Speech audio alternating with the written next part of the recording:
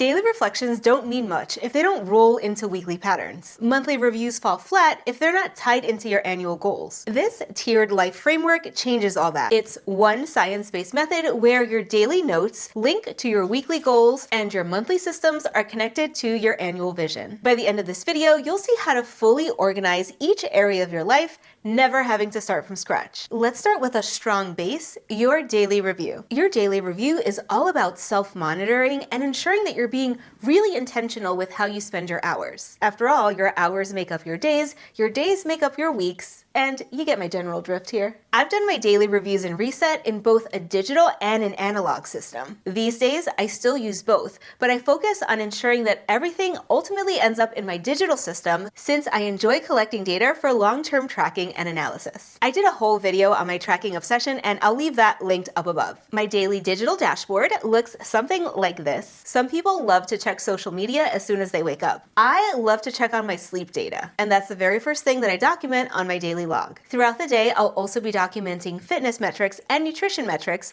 by writing down everything that I eat and the exercises that I do. And while I'm here, I'm also keeping track of my steps. The first big cognitive lift in my daily tier is identifying my big 3 for the day. I identify the most important thing for me to do at work, for my business, as well as my personal life. That gives me my big 3. Then I pop into my calendar and I review my agenda. If I've done a good job in my weekly review, which we'll go over next, I would likely already know when I'm working on these 3 tasks. But if they're new or I haven't had them documented just yet, this is the perfect time to do it. Now, that's what's supposed to happen, but I'm also interested in what actually happens, which is why I've set up my daily log to have 2 sides of an agenda. What I would like to happen, kind of my ideal day, and then what actually happens. This information on what actually happens helps me understand how long it actually takes me to complete certain tasks, and it improves my time tracking, which improves the accuracy of my time blocking moving forward. I also have this final column for my agenda. This is my energy tracking. I'm interested in what tasks and events give me energy versus drain me of energy. I'm also interested on whether or not there's any differences according to time of day. This gives me valuable insight on my own energy cycles. This is information that I can use to better plan my days. If I consistently find that I have high energy during the mornings, I might want to attach events that also require high levels of energy. Or I might choose to do the opposite.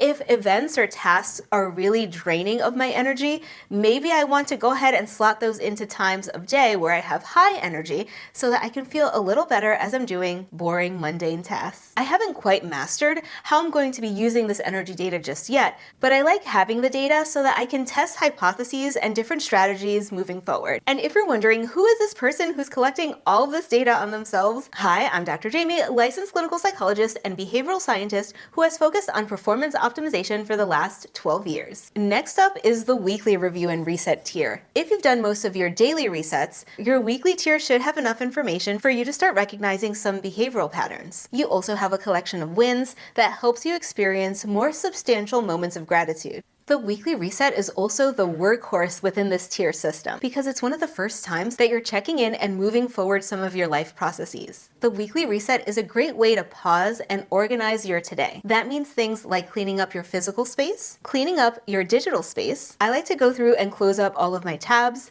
If it has to do with a date-specific event that I'm interested in, I migrate that information into my calendar. If it's just a reference source that I want to keep, a website that I want to refer to later, I take that link and put it into my resources section in my personal organization system. Sometimes tabs are just open for no reason. So every week I go through and make sure that I'm shutting down almost all of my tabs. As a millennial, I'm also notoriously bad at responding to personal texts and emails. My weekly reset is the time where I go through and make sure that I've responded to everyone, I've added appropriate emojis, I've cleared out my personal email, and I'm again identifying whether or not these emails are related to time-based events that need to go into my calendar. There are specific tasks in the email that need to go into my task management system, or if they're just references that I might want to refer to later. I review any of my open tasks and start identifying when I could actually complete those tasks in the coming week. And to continue this general theme of cleanup, I also clean up my digital desktop and go through any paper clutter. Now that I've fully organized everything that happened the week before,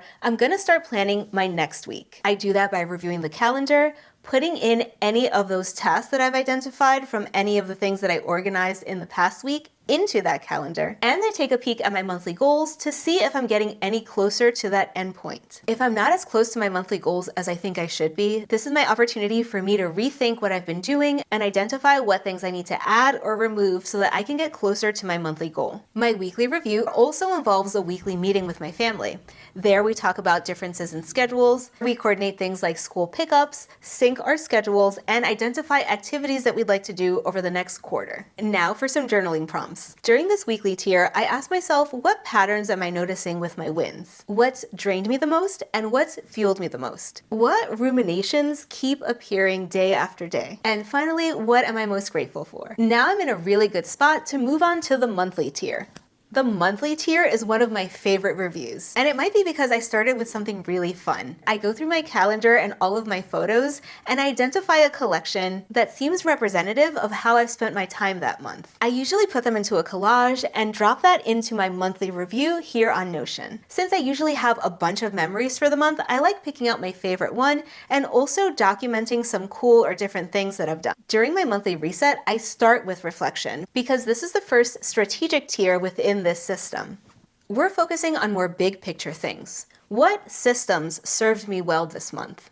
Which ones are not working? Consistent with the evidence-based practice of seeking out things to be grateful for and taking a purposeful pause to savor positive things in your life, I also reflect on what I'm grateful for, and on the flip side, I'm also asking myself what's still weighing on me. If I haven't been able to work through it on a daily or even weekly basis, what am I still working through, and is there some indication that I might benefit from some external help to help me get through this? Many mental health diagnoses use the 30-day mark to identify whether or not you're having a normative response to an abnormal or difficult situation, or if you might be going into the territory where it might be helpful for you to get some external assistance. Given the amount of data we have on a monthly basis, this tier is an awesome place for us to get snapshots on how we're doing across areas of life.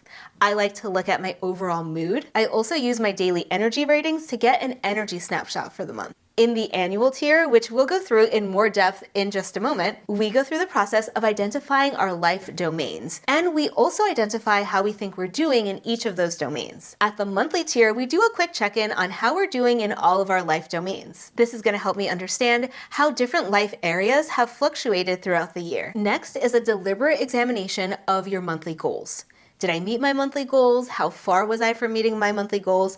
Or how far did I surpass them? Given where I am right now, do I want to make any adjustments to next month's goals? I also take a look at my quarterly goals and identify whether or not I've made enough monthly progress toward them. The monthly tier gives you a good vantage point to look out toward the next quarter and to look down to the weekly tier to identify if you need to change any of your weekly systems to ensure that next month you'll be hitting all of your targets. All right, let's talk logistics. There are some things that need to be done on a monthly cadence, and things that I would routinely forget before this system. Things like washing your sheets, changing your toothbrush, giving my dogs their medicine, or changing your air filters. Similar to the checklist that we have in the daily tier, the monthly tier has monthly checklists to ensure that you're hitting some of those logistical tasks. This tier is also where I do some of my short to midterm planning. I schedule my videos for this YouTube channel, schedule irregular maintenance, things like groomers, house cleaners, any kind of repairs that I need to do, as well as self-care appointments like scheduling haircuts or getting my nails done. This monthly vantage point helps me budget more accurately because I'm starting to get a bird's eye view of irregular expenses. I've also set up my personal organization systems to give me a list of all of the tasks and activities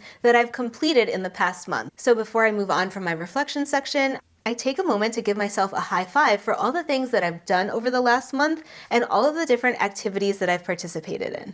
The last thing I do is set myself up for success in the next month. I give myself tasks that I need to do next month. I add any tasks that are future Jamie's problem. I look through my calendar and identify any activities that I need to prepare for. And finally, I ask myself, what am I looking forward to before I transition over to the quarterly tier? The quarterly reset focuses on roles, goals, and seasons. This is going to start with a reflection on how I've been doing month to month. I open up my monthly reviews and ask myself what's been going well and what's not been going so well. But I take it a little deeper by asking myself what internal factors and external factors contributed to things going well or not so well. Internal factors are things within my control, the way that I behave, the way that I view things. And external factors are things beyond my control. This is an essential part of evaluating how you're moving through life quarter to quarter.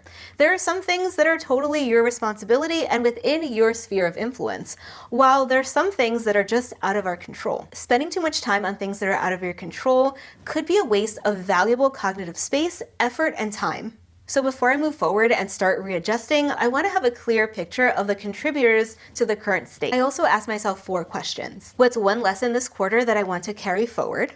How am I showing up in each of my life domains? What goals or projects are on track, off track, and very importantly, no longer relevant? I know my time, effort, and attention is limited and valuable, and I don't want to expend it chasing after goals that are not relevant anymore. Finally, what seasonal or life shifts should I lean in or prepare for? At the quarterly tier, I tend to have a pretty good understanding of what's coming up, but this might also be a good time to actually go through your calendar and identify things like major events, upcoming travel, or relevant deadlines that might have been way out in the future, so you weren't dealing with them then, but might be helpful for you to start preparing for so that they don't sneak up on you. Similar to what we've had in other tiers, I also have a small checklist here for things that I need to do on a quarterly basis. My list includes paying my HOA bill, taking my car for an oil change, and the dreaded cleaning of my makeup brushes. The quarterly tier is also when I take a deeper dive into my systems. I look at my overall life organization system, my digital planner, my paper planner, and my email workflow in order to identify if there's any tweaks or changes that I want to make and test out for the next quarter. This quarterly tier is also when I update things that require a little bit of runway before I can see success. That includes reviewing my workout plan and my content creation plan. These are things that don't really shift week to week. They might have some modification month to month, but in these areas, I'm working on consistency and preparing for the long haul, which is why the quarterly tier is a perfect time to reassess how I'm doing in the areas of personal fitness, as well as how things are doing on this YouTube channel. I also go through the exercise of identifying an ideal week. 90 days is a long enough time to get after some really hefty goals, but doing that is going to require monthly progress, fueled by weekly patterns, driven by daily actions. An ideal week helps you work through how you'll do just that. First, I ask myself, what are my goals this quarter? Then I break it down to the specific tasks that I need to do in order to meet those goals. How frequently do those tasks need to be done? They might need to be done once a month, once a week, or once a day. And now that I know what specific tasks I need to do in order to meet my quarterly goals, I ask myself, what are my current time commitments? Generally speaking, how much time am I spending in each of my life domains? What recurring projects or obligations am I going to have this quarter? How much flex time do I have in my schedule to dedicate toward meeting those quarterly goals? This is why this tier focuses on seasons. Your obligations, commitment, and your free time is likely to vary based on the season. As a mom, the fall season or third quarter tends to be really hectic as we're trying to adjust to new routines and find our new normal. That tends to be really different than the spring when we're really comfortable in our daily routines, but we might be itching to try something new. As a research scientist, my work really ebbs and flows depending on what area of the research cycle I'm in. If I'm in an active data collection cycle, I might not have a lot of free time, but I might have a lot of cognitive bandwidth. Alternatively, if I'm writing, it might look like I have a lot of free time because I'm actually pushing buttons very slowly in the writing process, but I have no cognitive bandwidth to do anything else other than push out this manuscript. Because we have a general feel for seasonality as well as our personal and professional obligations, about 90 days in advance, this is a good time to preemptively make modifications to ensure that you're choosing realistic goals that you can hit, and also to start anticipating what your weeks might look like and what you can or can't take on. The last thing I do in this tier of life planning is do some seasonally specific tasks. In the spring, I do a makeup declutter. In the summer, I do a photo declutter. In the fall, I do a closet declutter. Now we come to the big kahuna, the yearly tier. This tier is about vision, values, and integration. I've put together a free workbook on how to do a yearly reset. I will leave that linked down below,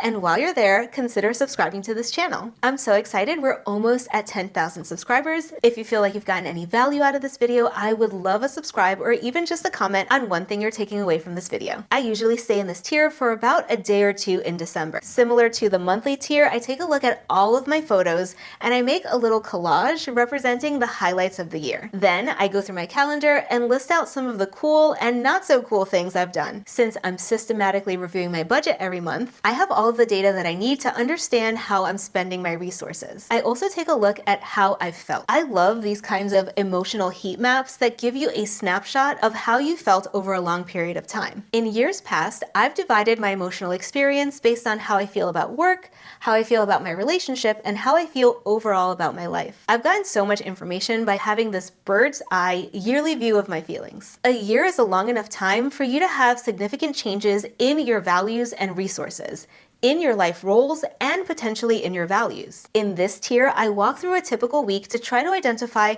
how my roles have changed. Once I've identified my life domains, I rate my performance in each of those life domains over the last year. I do this using this life assessment wheel that's also included in that workbook. Now, the big reflection questions. I capitalize on the psychological benefits of the savoring effect by thinking back and lingering on my largest accomplishments for the year. I also ask myself, what's my biggest regret? I see how far I've come by asking myself what's changed the most year over year. What challenges did I overcome? What challenges remain? Am I living a life consistent with my core values? We know from research and work looking into the benefits of acceptance and commitment-based therapies that when we act consistent with our values, we find increased happiness and life satisfaction. Sometimes feelings of unease or unhappiness stems from the disconnect between what's important to us and how we're spending our resources, our time, our energy, our attention, and even our behavior. At this tier, I also walk through a step-by-step process to identify my core values. I also like to see if anything has changed from last year. It's unlikely that you'll have a vast shift in values year over year, but I still like to take a look and see if there's any changes. More often than not, you'll see that your values slowly shift over time, so you're more likely to see change across periods of time longer than a year. Now that I've assessed my performance in all of my life domains, I work to identify where I want to be in each of those life domains, and I summarize that into an ideal year. That means asking myself, where am I in physical fitness and health this year? Where do I want to be in that domain next year? How are my finances doing this year, and where do I want them to be next year? How am I doing with my interpersonal relationships now? And how would I like them to look next year? I do that for each life domain, and then I move on to my annual goal selection. When it comes to annual goals, I keep a pretty strict philosophy that I try to stick with every year. I limit myself to no more than 3 annual goals. And from there, I identify any smaller side quests that can be at any tier. They could be quarterly goals, monthly goals, even weekly goals. But I limit my big rock major goals to just 3. If you're asking myself, how do I narrow down all of my goals into just 3?